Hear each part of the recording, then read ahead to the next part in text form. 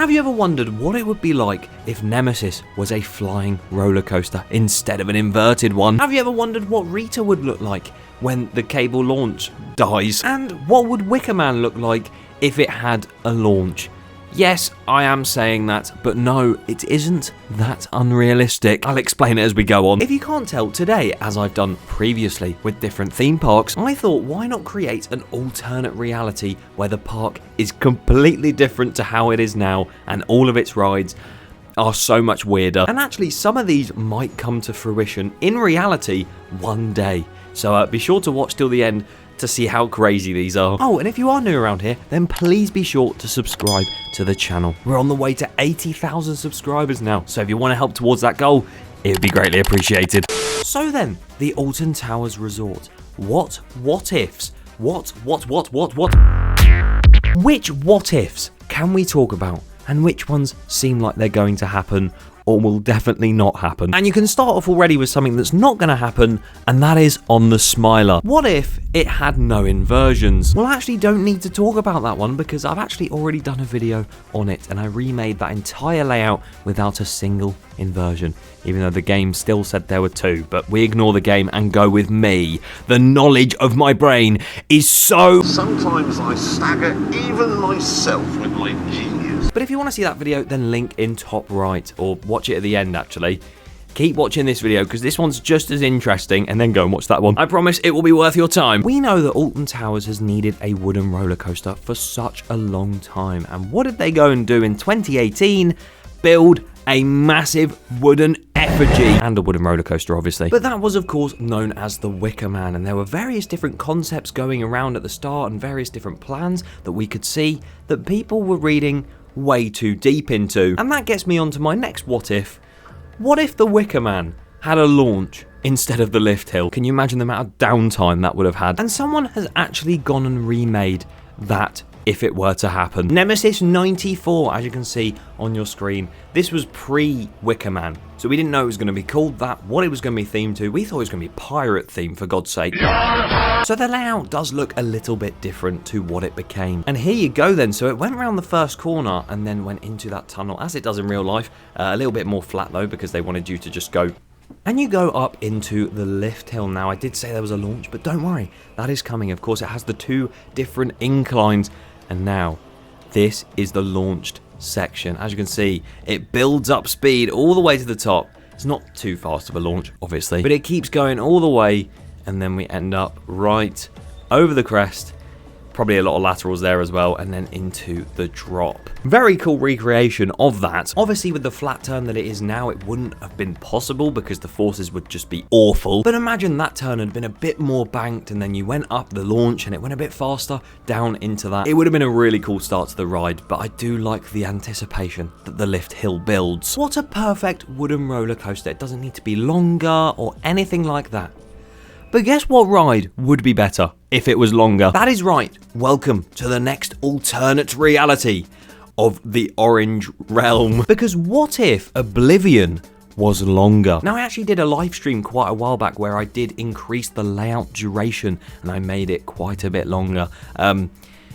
It was fun, I guess. Pretty sure all I added was 2 inversions and an airtime hill, and that was it. You could literally look at the likes of Shikra that has a very similar drop style, just all above ground instead of half of it below, and how many inversions and sort of elements that has other than the 2 drops.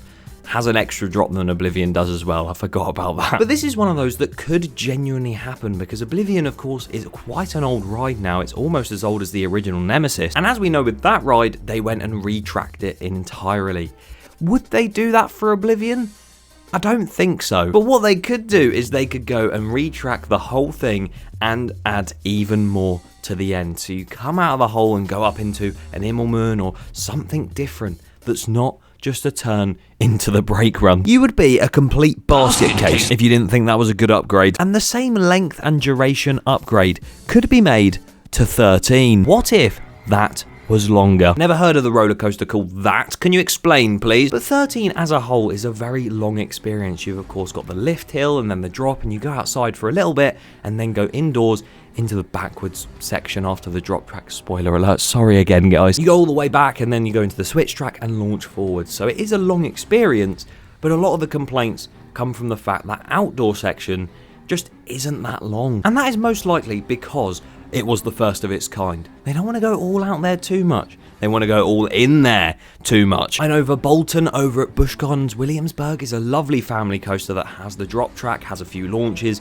and that's the thing. It has a few launches. 13 has a lift hill and a launch, but it's not really a launch, it's just a drive tyre run to the end. It would be really cool if halfway through the layout of doing some of the twists and turns through the forest, if it just kicked in to a second sort of propelling motion where it would launch off and go into other elements such as twists and turns and twists and turns and airtime hills. I think it could be a lot better if that outdoor section was a tad bit longer. But one thing we need to look at now is the opposite of the title of this video. That of course is Nemesis but flying, and we'll get onto that soon because it does look really stupid. We need to talk about the flying coaster at the park, Galactica. And what if it was an inverted coaster? We're just swapping the trains and seeing if it could work as an invert. I highly doubt this is going to work. And yeah, so when this comes out of here, oh my god, this is going to be so awful. It already looks so stupid. Actually, it doesn't look that weird because it's black track and we're used to Nemesis Reborn now, so I don't think it looks that odd. But, yeah, I'm not excited to see what this bit's going to be like. Right, here we go. It's coming through the portal now. Through it comes. Oh my god. Right, okay.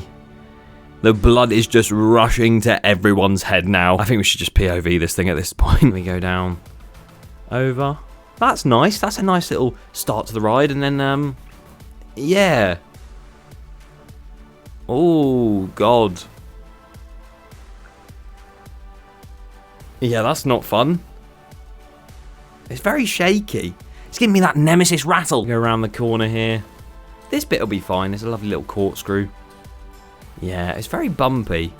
Then we go around Airtime Hill. Another one. Yeah. So basically, other than the bloody upside down part where the blood is just rushing, I don't mind that, but I don't think I'd want that on the real Galactica. But something we may have to prepare for in the very imminent future of this reality. Hydraulic launches aren't really a thing anymore, and that is what Rita has. It's got a hydraulic cable launch thing, and there's a lot of them that are going completely extinct now. So if that does eventually happen, what if Rita had a completely different launch system? Would they have to retrack the ride and make it smaller? Would they have to put an airtime hill right at the start after the LSM launch? Well, there's a coaster that answers that exact question, and this is Thunderbolt at Playland 1. No, PNE. But this has actually been upgraded by Zamperla, much like Top Thrill 2 had. So here we go, we got the launch track here, and then it goes straight in. Still somewhat of a punchy launch there. And then we go straight into an airtime hill. Oh, down into a bank turn. And then look, literally, airtime hill, left turn. Airtime hill, right turn. It is practically Rita. And round to the right, and then it's going to go straight on and then left. Yeah, look, oh, it has a little bit more of an S-curve there and a bit more of an airtime hill at the end. Yeah, there you go. And then a faster turn to finish off. Like I said, it is practically Rita, but just yellow and purple.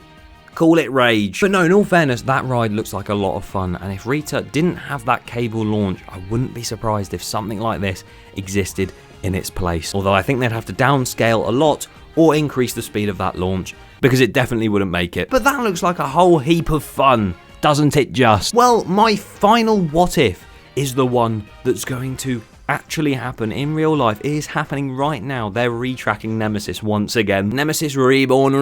But no, in all seriousness, here we go then. What if Nemesis Reborn, or Nemesis, was in fact a flying roller coaster instead of an inverted one? Obviously, as we saw with Galactica, with the inverted trains, it didn't really work.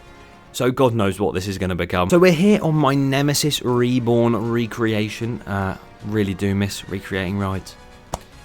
Soon on Planet Coaster 2, I'll be doing the same. But if we go right here and then click customize, or well, we have to test it first and then go to customize, we should have Stingray is what the flying coaster trains are called. And there they are. No, that just doesn't look right. Here we go then. Oh, this looks so odd. Oh, it's decreased the rows as well. This would have to be the most intense flying coaster ever, surely. Just look how fast it's whipping around those corners into the vertical loop. Go on. Okay, that looks way too fast. Oh well, we love it. But here we go. There's the queue line. Wave at them all as our lives are about to be gone. Here we go. Watch everyone's legs flail about. It's so fast. Oh my god. I can't imagine the G-forces this thing is pulling right now. And round into the vertical loop. How fast are we going to get whipped over that? Yep, barely went up the vertical loop, it felt like. Around the corner. And then into the final inversion. And then here's where it does the whole... And into the brake run. Yeah, that's mental, but so weird. And the max vertical Gs are only 4.7, so it's not death-defying after all. But that is what Nemesis Reborn would look like if it had a flying coaster train on it. After that experiment, I don't recommend doing that, Alton Towers. Do you guys want to see one like this for Nemesis Inferno and the whole of Thorpe Park in the future? If you do, leave a like and leave a comment down below with your thoughts. And also subscribe. Click this video if you want to see the Smiler with no inversions. I told you it'd be at the end of the video, right here. Because I hope you enjoyed this one. And if you enjoyed this one, watch that one, because it's funny. It's very cool.